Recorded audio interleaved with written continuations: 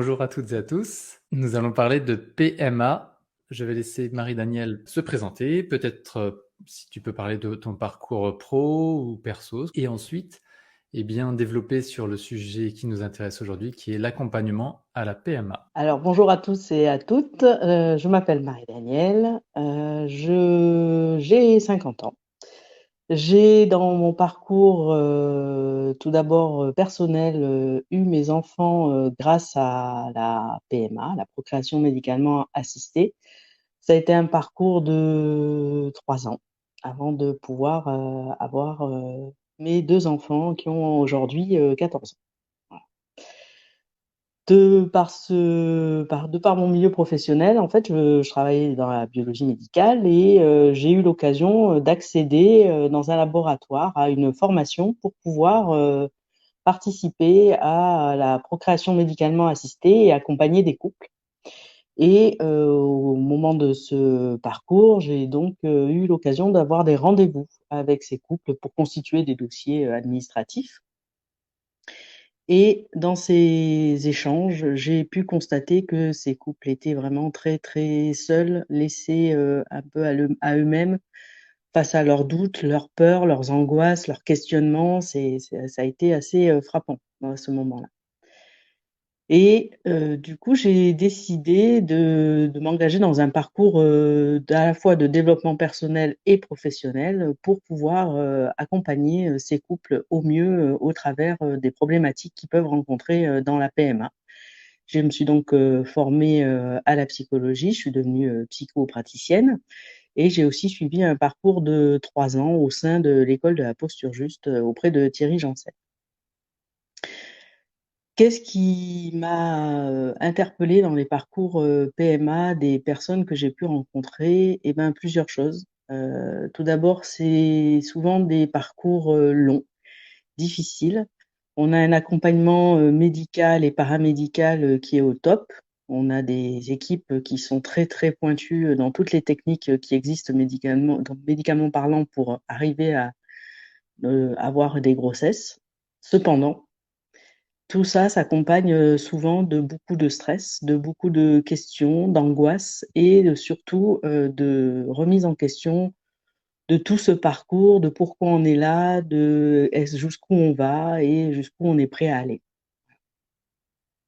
J'ai rencontré pas mal de couples qui étaient en souffrance, des couples qui ont vécu des choses difficiles auparavant, des fausses couches évidemment, mais aussi des femmes qui, dans leur jeunesse, avaient eu recours à des interruptions volontaires de grossesse et qui, là, culpabilisaient énormément du fait de ne pas arriver à retomber enceinte à ce moment-là. Des questionnements au sein des couples, quand il y a des problématiques, que ce soit d'un côté ou de l'autre, énormément de culpabilité qui vient se rajouter à ces parcours qui sont toujours très chargés et émotionnellement, physiquement et psychologiquement.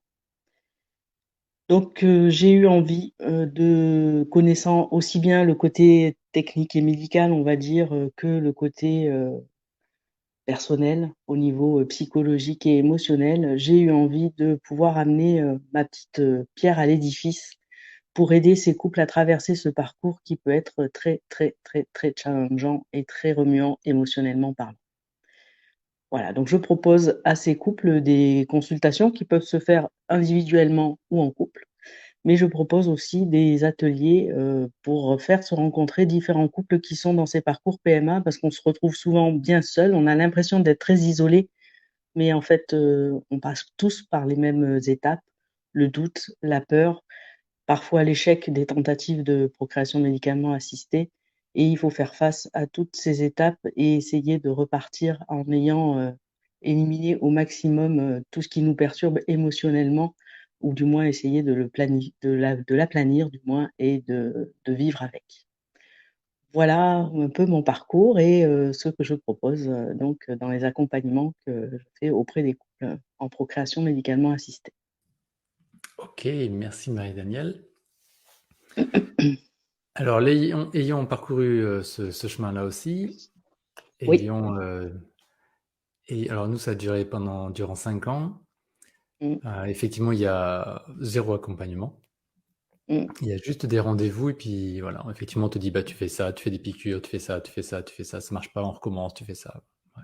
Mmh. Donc Mmh. effectivement, si tu as je pense que pour les personnes qui sont en plein dedans ou qui ont déjà rencontré ça, Oui. s'il y a pas un accompagnement à côté, très sincèrement, je trouve ça très, très compliqué. Donc nous, on avait, que ce soit thérapeute, que ce soit on avait une dame qui faisait des, c'est pas un arbre généalogique, mais c'est un truc transgénérationnel pour aller, voir ce qui Oui. s'était passé en amont. Mmh. Parce Mmh. qu'effectivement, on reçoit tout ce qu'ont vécu nos aïeux et du coup, bah, c'est à nous de Tout à le fait. transgresser, C'est enfin, du ça. moins de faire ce qu'il faut pour le passer. Enfin, voilà, il y a eu pas mal de choses qui ont été faites à côté, que ce soit aussi peut-être pas des magnétiseurs, mais des personnes en lien avec, des choses, voilà, qu'on ne voit pas forcément, mais il y avait pas que le médical. Non. Donc pour les personnes qui sont actuellement en PMA ou les personnes qui se posent des questions, qu'est-ce qui au vu des personnes que tu as rencontrées ou au vu de l'expérience que tu as, qu'est-ce qui est le plus, redondant ou quelle est la raison pour laquelle les gens viennent le plus te voir ou tu vois ce que je veux dire? Qu'est-ce qui est le plus, questionnant Alors, peut-être? le plus questionnant, c'est souvent: «Pourquoi ça ne fonctionne pas? Pourquoi ça ne fonctionne pas?» avec, comme je l'ai dit, beaucoup de culpabilité. Chacun cherche à comprendre quelle est sa part de responsabilité dans ce qui se passe et ça, c'est très, très, très, très souffrant et ça peut surtout donner lieu à des échanges, compliqués au sein du couple.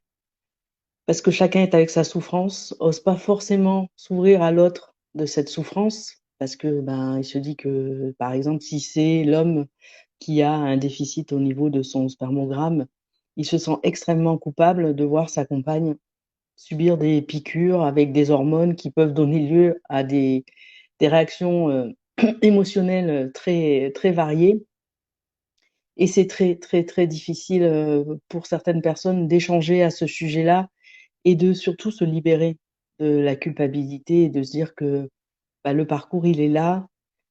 Il y a pas à chercher de responsable, en fait et il y a juste à essayer de vivre au mieux cette situation et c'est ça qui est le plus compliqué, je pense. C'est d'essayer de vivre au mieux, au jour le jour, le diagnostic, les piqûres, les rendez-vous médicaux, les échographies, les tentatives, que ce soit d'insémination ou de transfert d'embryon. Et évidemment, malheureusement, cela fait partie du parcours, les échecs qui sont, vraiment très, très, difficiles à vivre pour tous les couples. Surtout au fur et à mesure que le nombre de tentatives passe et qu'on arrive à un point où, le monde médical nous dit: «Ben, là, nous, on a fait le maximum de tentatives et on ne sait pas quoi vous proposer de plus». Donc, je pense que c'est cette, vraiment cette souffrance, individuelle qui peut amener à une souffrance au sein du couple et par le manque de communication, amener à vraiment, un désaccord et une souffrance, cachée, on va dire et non partagée et ce qui est important, je pense, c'est de communiquer et de pouvoir partager cette souffrance et se rendre compte que, ben, tout le monde est dans le même bateau et que le fait de ne pas le partager, ça rend le bateau encore plus lourd à manœuvrer et qu'il est essentiel que l'échange et le partage soient là. Est-ce qu'il y aurait des tips, des trucs à partager pour les personnes qui sont en début de parcours Oui. pour, alléger leur parcours? Alors, la première chose, c'est si, au moment du diagnostic, il y a une culpabilité qui ressort, quelque chose qui vient, nous impacter, il faut en parler. Il faut en parler immédiatement, ne pas rester avec ça, se faire accompagner éventuellement si on en ressent le besoin.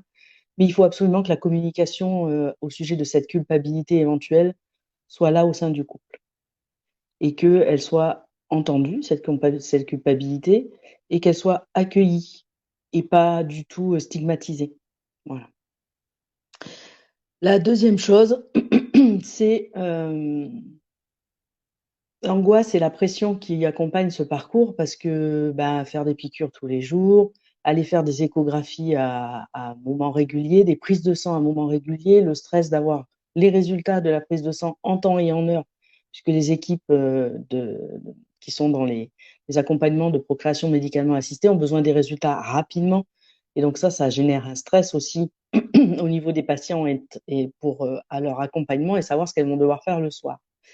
Donc, cette angoisse, ce stress, ça aussi, il faut le partager et il faut qu'il soit entendu. Oui, c'est une situation stressante. Oui, il y a beaucoup de choses à faire et on doit le faire dans un certain timing et un certain rythme. Et ce rythme, il est parfois fatigant. Encore une chose, je pense, qui est essentielle, c'est que il faut ne pas oublier de s'écouter. Il y a des moments où c'est fatigant, il y a des moments où on n'en peut plus, il y a des moments où émotionnellement c'est chamboulant et c'est OK.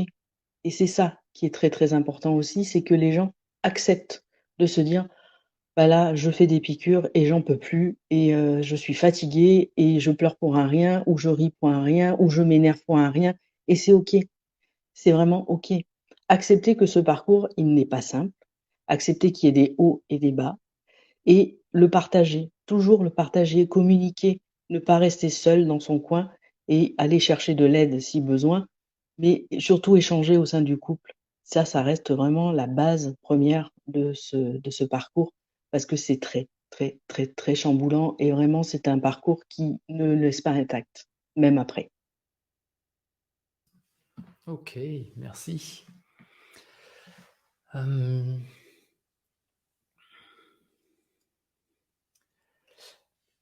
Sachant que... Alors non, j'ai plutôt posé la question dans l'autre sens. Est-ce qu'il y a des causes? Est-ce qu'il y a une espèce de pourcentage connu sur les causes qui peuvent être physiques ou plutôt psychologiques? Sur les non-succès de Non, sa non, il y a pas nature. vraiment d'études, sur le sujet. On a des études qui sortent maintenant sur tout ce qui est perturbateur endocrinien. Oui, notamment, elles sont assez récentes, hein, ces études, elles sont pas très, très, très vieilles. Sur tout ce qui est impact des perturbateurs endocriniens sur, la fertilité. On a aussi bien sûr tous les facteurs comme, le tabac, la consommation, de certaines substances comme le cannabis. Voilà, on connaît très bien leur impact sur la fertilité et ce sont des sujets qui sont abordés lors des consultations de procréation médicalement assistée pour que les couples puissent éventuellement avoir une action sur ces sujets-là qui sont à leur portée en fait.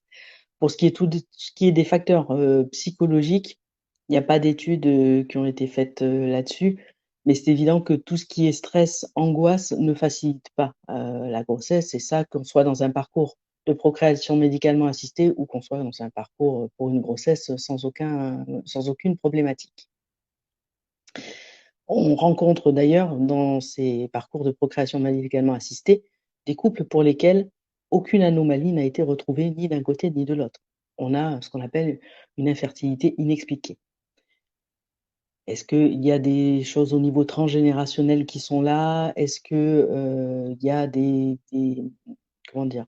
Des croyances qui font que, ce couple n'arrive pas à avoir un enfant? Là, il n'y a pas d'études, à ce sujet, mais personnellement, je pense que, nos vies, nos croyances et le transgénérationnel dont tu parlais tout à l'heure peut évidemment avoir un impact, sur, tout ce qui est parcours de procréation médicalement assistée et d'ailleurs souvent dans ces parcours, les personnes voient ressortir des choses du passé et ou d'eux-mêmes ou de leur famille et se retrouvent à devoir résoudre ces sujets-là au travers de leur, parcours de procréation médicalement assistée. Alors, c'est exactement ce qui nous est arrivé. Physiquement, avec tous les tests qu'on a pu passer, Mmh. tout était OK, Ouais, on va dire. Dans le monde matériel, tout était bon. oui. Et donc, on a été voir une dame sur le transgénérationnel, on a posé des questions dans les familles, on a creusé, on a regardé. Et je crois que c'est une semaine ou peut-être un mois avant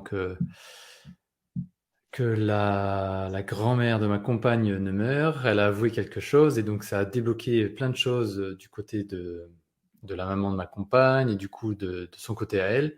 Et un Mmh. truc qui s'est passé et au moment où il y a eu je sais pas comment on dit ça, mais l'insémination, Oui.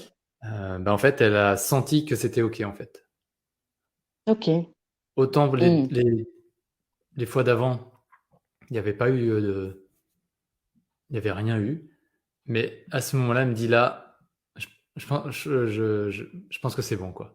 Donc tu vois, Ouais. il y a vraiment le côté physique et après le côté Mmh. inexpliqué de la chose, hein, comme tu dis, les C'est ça. croyances, les transgénérationnels. Alors le stress, laisse tomber. Euh, Je pense que c'est le facteur number one dans ces parcours-là, parce que déjà, quand on fait tous les examens, déjà, il y a le stress du résultat des examens.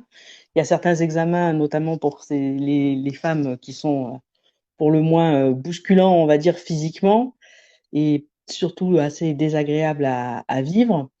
Et ce stress, c'est vraiment quelque chose qui caractérise ce parcours, parce que on se dit, bah, pourquoi j'y arrive pas? Est-ce qu'il y a un problème? Et quand il y a un problème, et ben, pourquoi le problème est là et pourquoi ça tombe sur moi?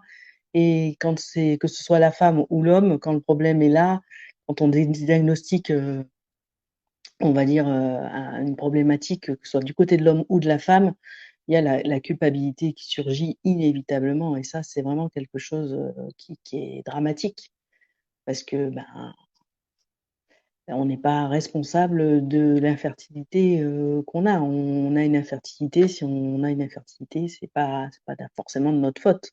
Et du coup, c'est très très lourd à gérer, ouais. Alors là, très j'ai partagé challengeant. le cas de personnes qui, Mmh. du coup, ont vraiment tout testé Ouais. et qui, du coup, ne peuvent pas procréer. Alors Mmh. peut-être que ça sort de ton champ d'accompagnement, mais est-ce que du coup, quelles sont les autres solutions par la suite? Alors ça dépend de la problématique pour laquelle ces personnes ne peuvent pas procréer, en fait. Si vraiment il y a une problématique, que ce soit du côté de l'homme ou du côté de la femme, il y a encore la possibilité du don de sperme ou du don d'ovocytes.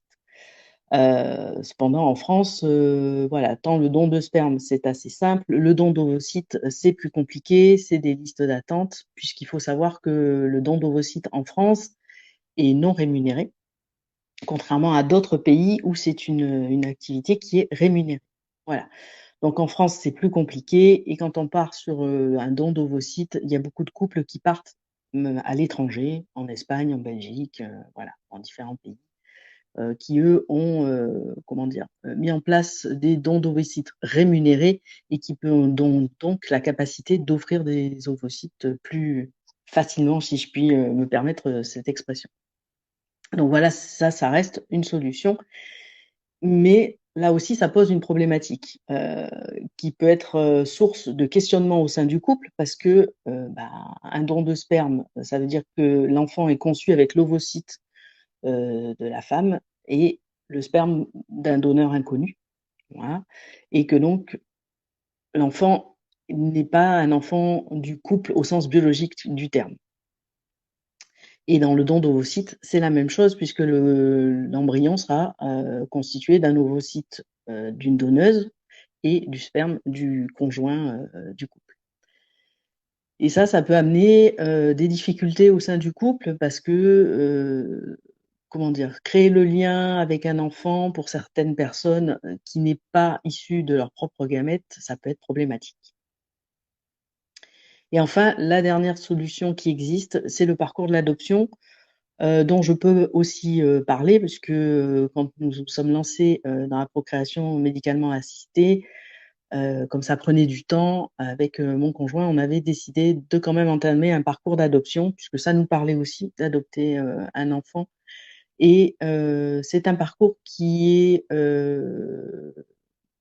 compliqué aussi, qui demande beaucoup d'investissement, beaucoup de temps et certaines fois, malheureusement beaucoup d'argent, et c'est aussi le cas dans le parcours, pour les dons, d'ovocytes à l'étranger, où ça nécessite d'avoir, accès à certaines facilités, on va dire, financières. Voilà. Donc voilà, il reste ces 3 solutions quand vraiment tout a échoué. Mais là aussi, pareil, c'est une décision de couple et c'est pas toujours simple, pour les personnes qui ont un fort désir d'enfant au sein du couple, d'accepter que, ben, l'enfant ne soit pas forcément entièrement, biologiquement, issu de leurs gamètes ou d'aller se tourner, vers l'adoption et là, ça porte évidemment d'autres questionnements, au sein du couple.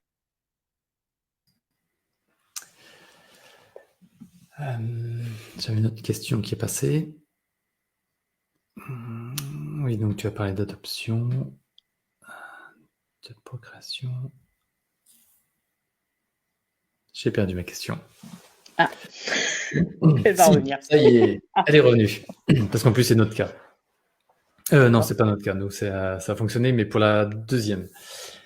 Est-ce que j'imagine que tu rencontres des couples qui font le parcours? Ça Mmh. fait 1 an, 2 ans, 3 ans, Mmh. 4 ans, Mmh. 5 ans. Mmh. Ils disent: «Ah, c'est bon, stop, on n'en peut plus, on arrête». Et Oui. là, pac, ça Mmh. prend. Mmh. Mmh. Beh, Donc là, oui. on est d'accord que là, c'est quand même psychologique. On est d'accord. C'est psychologique, c'est ce qu'on appelle maintenant communément le lâcher prise. C'est-à-dire que quand on se met trop de pression, qu'on a envie de quelque chose de tellement fort et tellement, c'est viscéral cette envie d'enfant généralement dans ces couples quand on entame un parcours de PMA ou un parcours d'adoption, c'est qu'on veut un enfant. C'est vraiment quelque chose qui nous tient énormément à cœur et c'est vraiment quelque chose avec laquelle, on ne se voit pas négocier, en fait. Et c'est vrai que, en effet, j'ai croisé des couples, qui, essayaient en PMA, se voyaient arriver au bout et à un moment ont tout envoyé bouler en disant: «Bah non, là, ça suffit, ras-le-bol, on n'a plus de vie». Parce qu'il faut savoir que les contraintes imposées par les parcours, de PMA, c'est des dates fixes, c'est des rendez-vous fixes.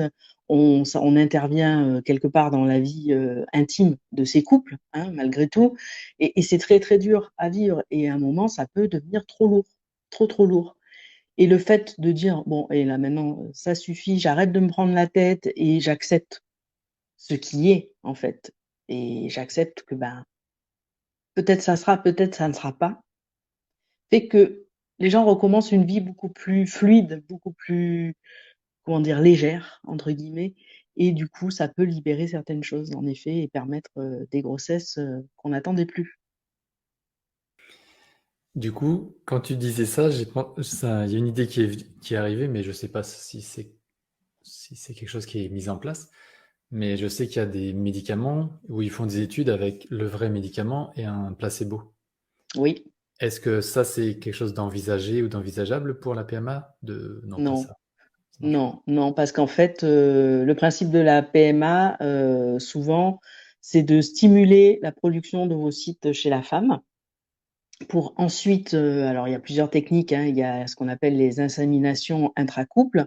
Dans ce cas-là, on stimule la production d'ovocytes et ensuite on va, simplement préparer le sperme du conjoint pour aller ensuite l'inséminer au niveau, du col de l'utérus de la femme pour, lui permettre, d'aller rencontrer les ovocytes qui ont été, stimulés et qui ont été produits par la stimulation. Ça, c'est ce qu'on appelle les inséminations intracouples. Dans le cas, des fécondations in vitro, c'est la même chose, on stimule la production d'ovocytes, mais là à un niveau beaucoup plus élevé et ces ovocytes ensuite on va aller les ponctionner. Dans le même temps, on va demander au monsieur de faire un recueil de sperme et ce sperme va être utilisé pour aller féconder ces ovocytes, ce qu'on appelle in vitro, c'est-à-dire que ça se fait en laboratoire. C'est des techniciens et des techniciennes qui vont sélectionner le spermatozoïde et aller l'injecter à l'intérieur, de l'ovocyte ou simplement les mettre en contact dans une même boîte, dans certaines techniques. Voilà. Donc en fait, l'effet placebo, on ne peut pas le faire dans ce cas-là parce que le but, c'est vraiment de stimuler la production d'ovocytes et de favoriser la rencontre de l'ovocyte avec les spermatozoïdes. Donc là, ça serait, je pense, un stress supplémentaire pour les patientes et pour les couples et à ma connaissance, en tout cas, ça n'a jamais été fait. D'accord. Et du coup, étant donné que toute la partie naturelle est faite ou in vitro ou Oui, comme tu l'as dit juste oui, avant, oui. est-ce que là aussi on connaît les causes pour lesquelles ça ne fonctionne pas, étant donné que tout est là? Enfin, je veux dire, le spermatozoïde est dedans, euh, Ouais, l'œuf a été mis à sa place. Qu'est-ce qui fait ouais. encore que ça prend pas? Ça peut ne peut pas fonctionner. Bah, il y a plusieurs choses hein, qui peuvent faire que ça ne fonctionne pas. Alors, faut savoir que dans tout ce qui est la première partie dont j'ai parlé, les inséminations, l'ovocyte est produit par la patiente. Il est difficile de connaître la qualité des ovocytes produits par la patiente et même si par le spermogramme on a une idée de la qualité du sperme du conjoint, là, c'est pareil, la rencontre, elle se fait ou elle se fait pas, et la qualité de l'ovocyte et la qualité du spermatozoïde permettent ou ne permettent pas la fécondation, on va dire. Dans tout ce qui est technique in vitro, donc dans la fécondation in vitro, qui existe soit sous forme simple, donc on met l'ovocyte et le spermatozoïde simplement en contact dans une boîte, dans un milieu nutritif pour leur permettre de se rencontrer.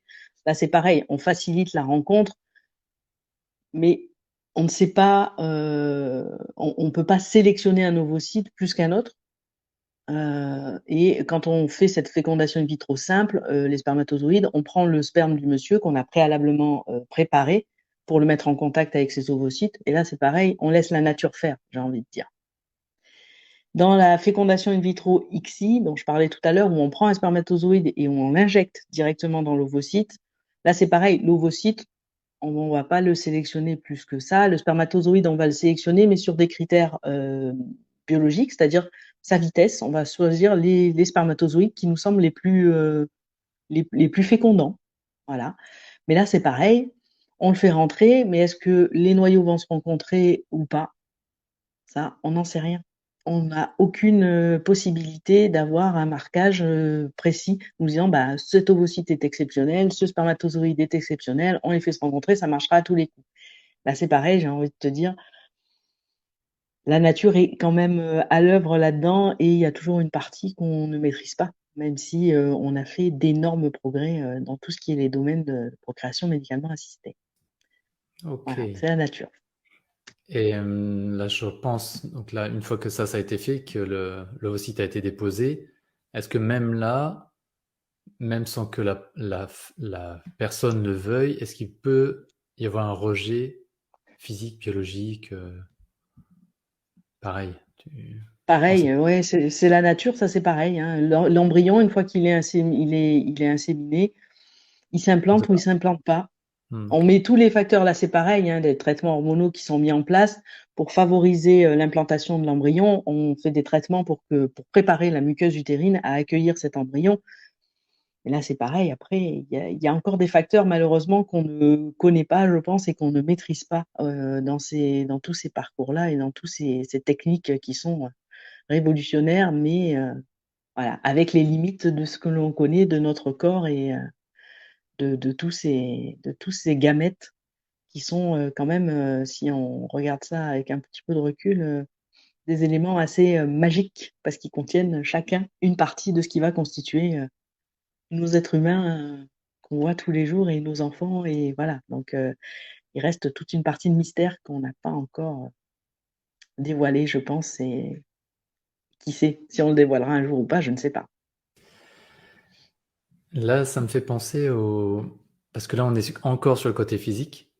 On Mm, dit, voilà, on donne des médicaments pour faire ça, pour qu'il y en ait plus. On force un mm. peu la nature, on lui remet au bon endroit. Voilà, on fait vraiment... Sur le côté physique, il y a beaucoup de choses de faites. Oui, Mais en mm. vrai, sur le côté psychologique, ou là, je pense à la Rien, méditation, par exemple, en fait, il n'y a rien. rien, rien, On est d'accord. rien. Rien. Les couples sont vraiment très, très seuls, hein. Moi, je l'ai constaté à chaque fois que je rencontrais des couples, ils étaient seuls avec leurs questionnements, ils étaient seuls avec leurs angoisses et seuls face aux résultats, parce qu'à chaque insémination, bah, il y a de l'espoir, et quand ça ne prend pas, bah, il y a l'échec et il faut gérer cet échec, il faut gérer, c'est un mini deuil à chaque fois d'un espoir d'avoir un enfant. Et c'est ces mini deuils répétés qui sont très lourds, très fatigants et qui pèsent au bout d'un moment parce que on le sait, hein, maintenant, c'est plus quelque chose de magique. On sait le pouvoir de l'esprit sur tout ça et permettre à ces gens-là d'avoir accès à de la méditation, à la sophrologie, à des soins énergétiques, à tout un tas d'autres choses à côté, à de l'ostéopathie aussi, parce que des fois, il y a des petits blocages au niveau du bassin, il y a des choses vraiment minimes des fois, mais qui peuvent permettre d'arriver à des résultats plus concrets. Il y a des tas de choses qui peuvent être mises en place et malheureusement, il n'y a pas encore ce côté pluridisciplinaire au sein de la PMA. On a des, comment dire, des techniques vraiment magiques, hein. Moi, pour avoir travaillé en laboratoire, je reste à chaque fois émerveillée de voir se développer un embryon au sein d'une étuve, hein, quelque part, et de voir ça donner la vie derrière dans le corps d'une femme.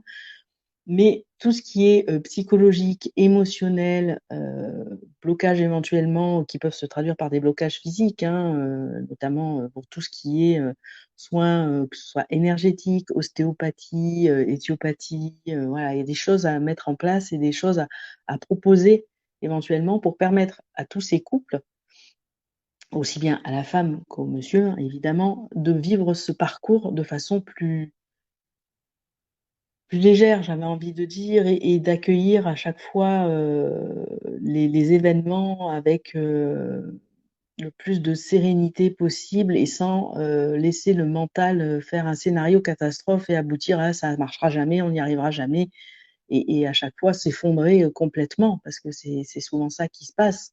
Chaque échec est un effondrement et c'est beaucoup de souffrance, beaucoup de douleur, et c'est quelque chose qui malheureusement, pour le moment, n'est pas accompagné complètement du côté psychologique, parce que du côté médical, c'est tout simplement Côté merveilleux ce qui médical, se fait. c'est au top. Côté Ouais, accompagnement, c'est le flop. c'est flop, D'accord. j'irai peut-être pas jusque-là, mais disons que voilà, il y a du boulot, on va dire, il y a vraiment des choses à mettre en place pour permettre à tous ces couples de vivre ce parcours de façon plus légère et plus sereine, et ce, quel que soit le résultat, parce que ça dépend malheureusement de Mère Nature et pas de nous. Donc, on peut mettre toutes les chances de notre côté, notamment en gérant le côté émotionnel et psychologique, puisque le mental peut vraiment venir nous jouer des tours énormes dans ces parcours-là. Et ça, c'est quelque chose qui reste à développer et qui vraiment serait un grand plus dans tout ce parcours, je pense. Donc justement, en lien avec l'accompagnement, que proposes-tu de ton côté? Alors moi, de mon côté, ce que je propose, c'est deux choses en fait. Un accompagnement qui peut se faire au niveau du couple ou en individuel, parce que parfois, au sein du couple, l'un des deux n'est pas volontaire et n'a pas envie de venir parler émotionnellement de ce qu'il traverse et de ce qu'il ou elle vit dans ce parcours de PMA. Et d'un deuxième côté, des ateliers avec des couples, mais plusieurs couples. Et ces ateliers ont un but précis. Ces ateliers ont un but de faire comprendre à tous ces couples qu'ils ne sont pas seuls, qu'ils sont très nombreux à traverser ces épreuves au sein de ce parcours PMA, à vivre ces échecs éventuellement, à vivre ces doutes, ces angoisses, et à leur montrer aussi que ce parcours peut se vivre différemment. Ces ateliers de couple permettent un échange à la fois au niveau des couples, mais aussi au niveau des femmes qui suivent ce parcours, au niveau des hommes qui suivent ce parcours. Et le but aussi, c'est de montrer à chacun au sein de ces couples qu'ils vivent exactement la même chose, mais pas forcément de la même façon. Et ça permet de ramener du lien et de la communication. Et ça, c'est hyper important, d'arriver à ramener du lien et de la communication dans ces épreuves que sont ces parcours de PMA, parce que ça peut créer vraiment de grandes distances au sein du couple. Et ça, il faut absolument arriver à le limiter par la communication, par l'échange et par différentes techniques, donc que ce soit des techniques psychocorporelles, mais aussi bien sûr la méditation. On peut arriver à recréer ce lien et à garder la cohésion au sein du couple et à leur permettre d'affronter ce parcours ensemble. En fait, le but, c'est leur donner un maximum d'outils pour qu'ils sachent comment gérer à chaque fois les vagues qui interviennent dans ces parcours, que ce soit des vagues positives, parce que évidemment, il n'y a pas que des échecs dans ces parcours, et Dieu merci, il y a beaucoup de réussites, mais que ce soit aussi les moments un peu plus difficiles où il faut passer le cap pour pouvoir retrouver de l'élan et garder ensemble ce cap en conservant ce lien d'amour qui est au sein de ce couple et qui a amené à cette volonté d'avoir un enfant. Voilà. Et dans ces ateliers aussi, mon but, c'est de faire intervenir différentes disciplines qui peuvent leur ouvrir d'autres perspectives. Je parlais d'ostéopathe tout à l'heure, mais on peut aussi faire intervenir des soins énergétiques, faire intervenir des gynécologues et des sages-femmes pour qu'ils partagent leur vécu aussi et qui soient, comment dire, au plus près de ces patients pour leur permettre de poser des questions qu'ils n'osent pas forcément poser au moment des consultations privées parce que on sait très bien comment malheureusement le système médical est actuellement. On est dans un système où la PMA est malheureusement victime de ça aussi, où il y a beaucoup de consultations et peu de temps à accorder lors de ces consultations. Donc c'est ça aussi, permettre aux gens d'échanger de façon directe avec des professionnels et répondre aussi à leurs questions et leur permettre de se sentir plus accompagnés. Parce que souvent, on a juste besoin d'un accueil et d'un endroit où se déposer. D'accord. Donc, là, le mot qui me vient, c'est un peu la médiatrice entre les couples qui n'y arrivent pas et le monde médical qui est un peu speed avec une touche C'est ça. de sciences à côté qui permettent de débloquer le C'est ça. mental, le psychologique, le physique. Ok. C'est tout à fait ça. Très bien. Mm. J'ai noté, est-ce que tu... Bon, tes ateliers, j'imagine que c'est en présentiel. Oui, oui, Ouais. oui. Mm. Et est-ce Mm. que tu fais quand même de l'accompagnement à distance pour du soutien, pour des Ouais, exercices? Ouais, ça, d'accord. je peux le faire à distance, oui, tout à fait. Ok. Mm. Mm, mm. Et donc la question est, comment est-ce qu'on te contacte? Sur le site, c'est www, Oui, alors point, alors psycho, alors PSYCHO, oui. ACDVR, Oh là là. .fr. Alors je le répète, www.psychoacdvr.fr. 07 61 Oui, 16 31 16. 58. 31 58. Donc, on affiche. Voilà. psychoacdvr.fr et le numéro de Oui, téléphone pour te contacter et pour c'est que ça. les gens puissent enfin passer des bonnes nuits. Essayez de vivre ce parcours de façon plus sereine, Ouais, on va plus dire. sereine. Parce que c'est vrai que c'est vraiment le Ah, parcours c'est du épuisant. combattant, C'est le parcours du combattant. hein, vraiment. C'est exactement ça. Ouais. Tout à fait. Ouais. Eh bien, merci. Est-ce que tu as quelque chose à rajouter? Non, je pense Non? avoir partagé ce que je voudrais voilà, pouvoir apporter à ces couples au sein de ces parcours, que ce soit PMA ou adoption, parce que ce sont deux parcours différents, certes, mais épuisants tous les deux. Génial. Eh bien, je te remercie, Marie-Danielle, Merci à toi, Wilfried. Merci et à une beaucoup. prochaine. À une prochaine fois. Bonne journée. Salut.